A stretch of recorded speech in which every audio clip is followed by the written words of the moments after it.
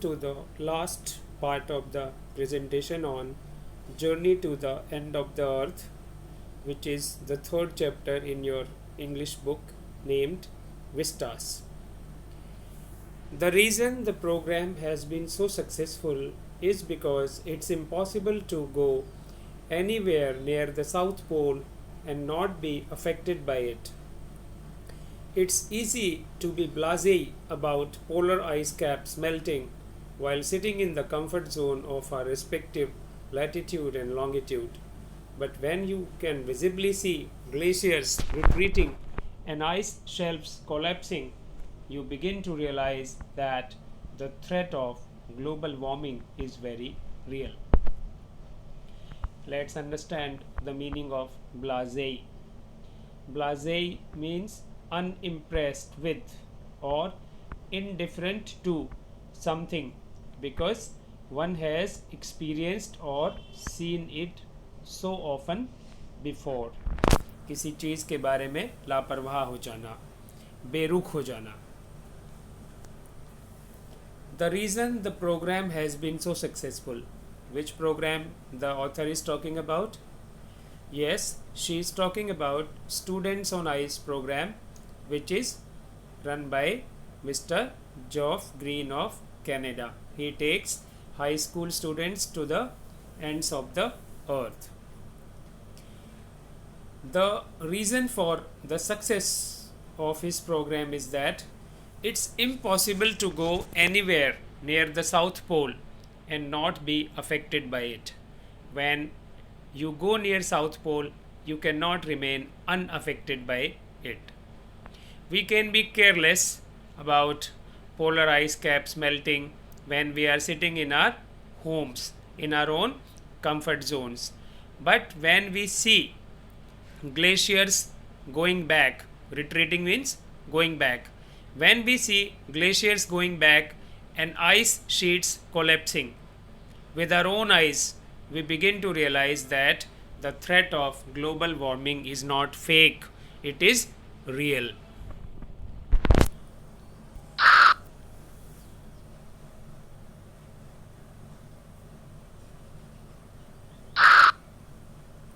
Next paragraph. Antarctica, because of her simple ecosystem and lack of biodiversity, is the perfect place to study how little changes in the environment can have big repercussions. Repercussions means consequences, particularly harmful consequences. Take the microscopic phytoplankton, those grasses of the sea that nourish and sustain the entire southern ocean's food chain. These single celled plants use the sun's energy to assimilate carbon and synthesize organic compounds in that wondrous and most important of processes called photosynthesis. Scientists warn that a further depletion in the ozone layer will affect the activities of phytoplankton, which in turn will affect the lives of all the marine animals and birds of the region, and the global carbon cycle. In the parable of the phytoplankton, there is a great metaphor for existence. Take care of the small things, and the big things will fall into place. Let's understand this paragraph. The author says that Antarctica has a very simple ecosystem and there is lack of biodiversity. But it is a perfect place to study how small changes in environment can have very big consequences. For example, there is a microscopic grass in Antarctica. Its name is phytoplankton. It's a type of seagrass. But it is very, very important for the food chain of Southern Ocean because it nourishes and sustains life in Antarctica.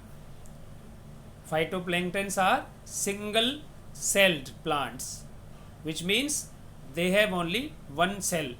You must have studied about cell in biology in junior classes.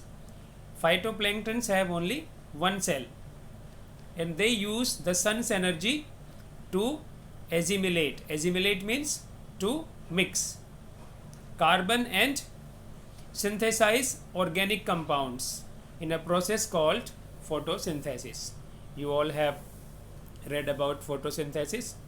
Green plants make their own food in the presence of sunlight. Scientists warn that a further depletion of the ozone layer will harmfully affect the activities of phytoplankton. And if phytoplanktons die, what will happen? All the organisms in Antarctica will die. All the marine animals means those who live in water, and birds of the region will be adversely affected, because phytoplanktons are the beginning of all the food chains in southern ocean. And this will also adversely affect the global carbon cycle. In the parable of the phytoplankton, parable means a story, a small story with a very strong moral lesson, that is called parable. In the parable of the phytoplankton, there is a great metaphor for existence.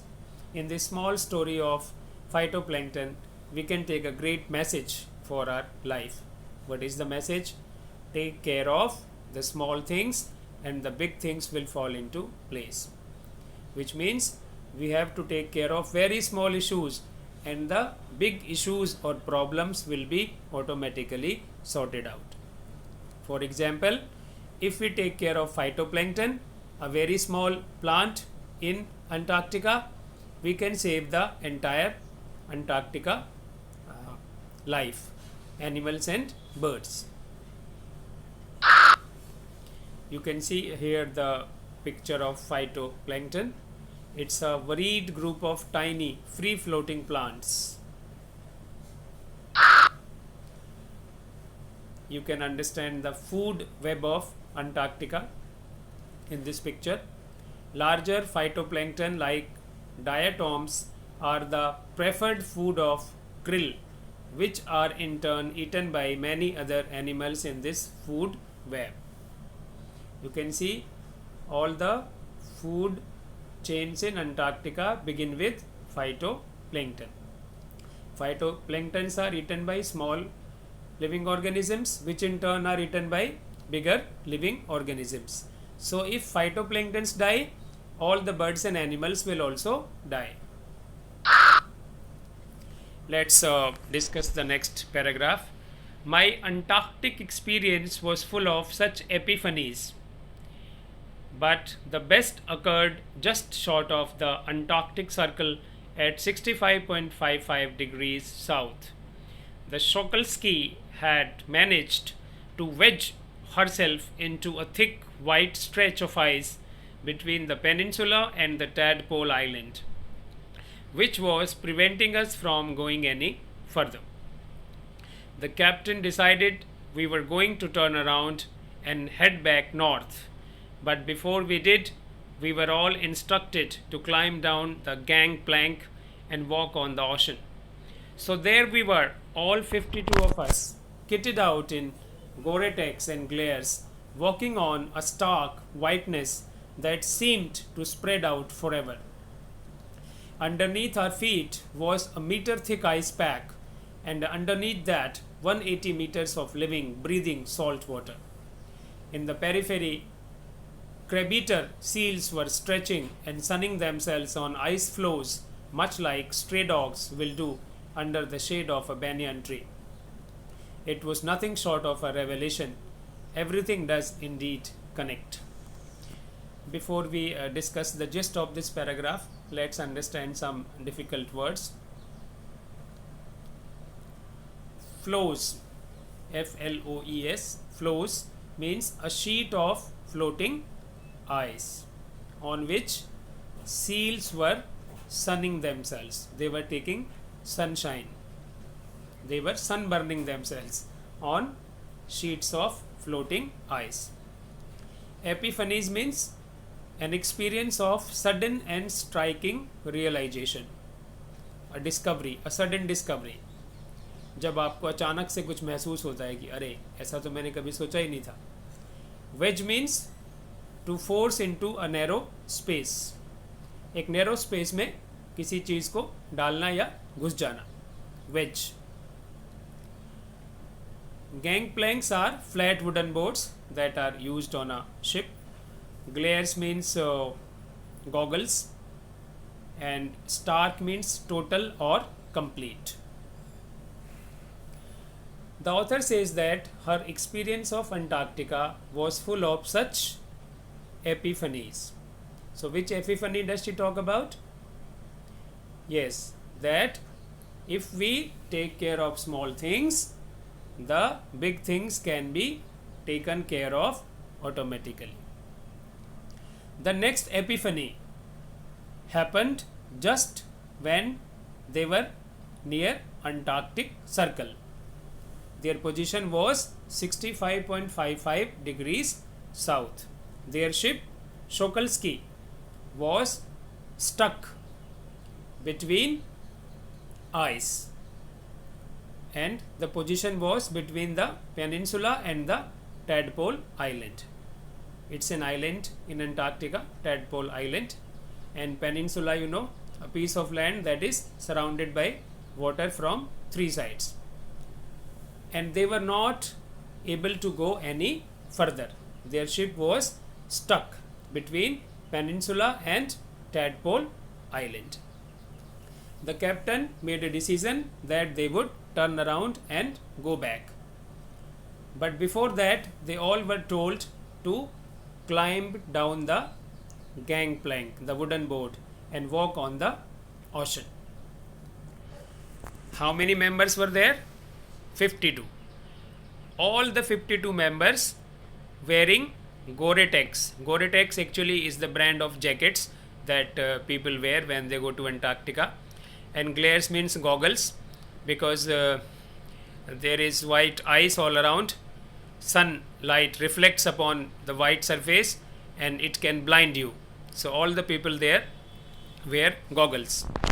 All 52 people were wearing thick jackets of Gore-Tex and goggles, and they were walking on a totally white surface that seemed to spread out forever. And beneath their feet there was a 1 meter thick ice sheet of 1 meter thickness, and below that ice sheet there was 180 meters of living, breathing salt water. In the periphery means outer edge. In the periphery, at the border, crab-eater seals were stretching and sunning themselves on floating sheets of ice, like stray dogs take rest under banyan trees. The author has used a simile here. Crab-eater seals have been compared to stray dogs. And this too was an epiphany for the author.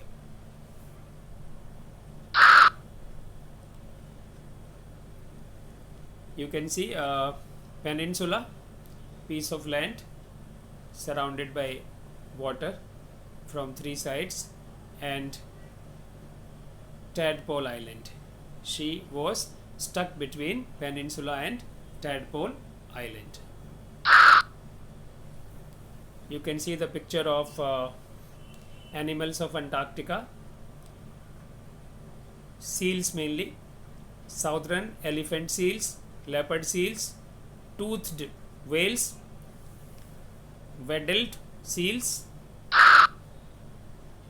and you can see emperor penguins, Adelie penguins, chinstrap penguins, blue whale. The next paragraph now. 9 time zones, 6 checkpoints, 3 bodies of water, and many ecospheres later, I was still wondering about the beauty of balance in play on our planet. How would it be if Antarctica were to become the warm place that it once used to be?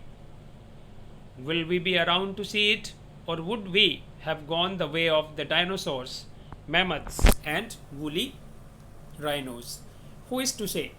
But after spending 2 weeks with a bunch of teenagers who still have the idealism to save the world, all I can say is that a lot can happen in a million years, but what a difference a day makes.